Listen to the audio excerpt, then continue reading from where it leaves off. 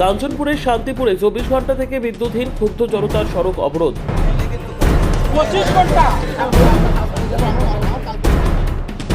উত্তর ত্রিপুরা জেলার কাঞ্চনপুর মহকুমার অন্তর্গত শান্তিপুর এডিসি ভিলেজে গত বুধবার রাত 9টা থেকে টানা বিদ্যুৎ পরিষেবা বন্ধ থাকায় চরম ক্ষোভে ফেটে পড়েছেন এলাকাবাসী। 24 ঘন্টারও বেশি সময় অতিক্রান্ত হলেও বিদ্যুৎ দপ্তরের উদাসীনতায় পরিস্থিতি আরও জটিল হয়ে উঠেছে। তীব্র গরমে বিদ্যুৎহীন অবস্থায় পানীয় জলের সংকট দেখা দিয়েছে। শিশু থেকে বৃদ্ধ সকলেই মানবেতর জীবনযাপন করতে বাধ্য হচ্ছেন।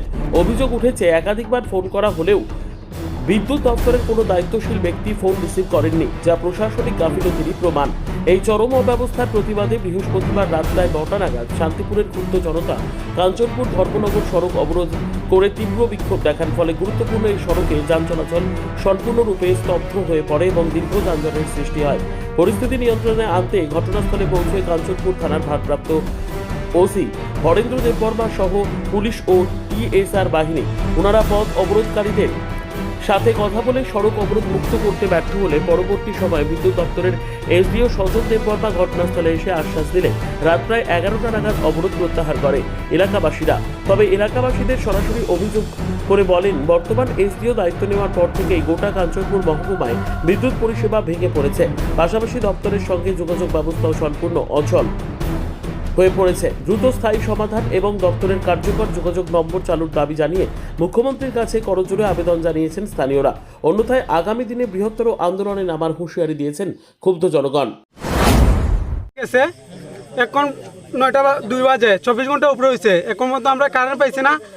আমরা কন্ট্রোল রুমে ফোন করে যেতেছি আস্থা দিন থেকে, তো কন্ট্রোল রুমে ফোন করে যেতেছি, কন্ট্রোল রুমে একটা মানুষের ফোন ধরে না। তো আমরা যদি কোনো বিপদে পড়ে যদি ফোন করি, যদি ফোন ধরে না, তো কে লেখা কন্ট্রোল রুমটা আছে, আমরা এটা জবাব চাই 1 নাম্বার। এবং আমরা কাছে যে নাম্বার আছে এই নাম্বারটা তো তারা কইতাছে এটাই তার নাম্বার, তো এটাই যদি তার নাম্বার হতো তারা কেন ফোন ধরতো না? আর যদি ফোন ধরে না তাহলে এটা রাখছে এখানে। আর আমরা কালকের থেকে কারেন্ট নাই, জলও পাইতেছি না। আমরা এসডিও স্যারকে ফোন করছি, আস্তা বিকালেও ফোন করছি, তাই নিয়েও ফোন ধরে না, কিছু না। যখন এখানে করছে স্টাফ আইছে তখন করছে, তাই স্টাফে ফোন করে কইছে, কোয়ার পরে আমরা ফোন করছি তখন ধরছে। আগে এখানে তাই ধরে না। আর কন্ট্রোল রুমে ওখানে ফোন করে আপনার সামনে দেখবেন ফোন ধরতো না। আপনি যদি কল এখানে পুলিশ আইছে, পুলিশে তাই ফোন করছে, তাই ফোনও ধরছে না।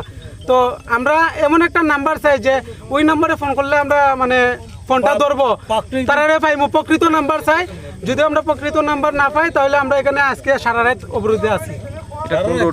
এটা ধর্মনগর কাঞ্চনপুর রোড, শান্তিপুর গ্রাম। এটা আপনার পরিচয়টা? আমার নাম জয়দেব নাথ, আমি এখানে শান্তিপুরের বাসিন্দা। এখন পর্যন্ত প্রশাসন থেকে কেউ আইসেনি এখানে?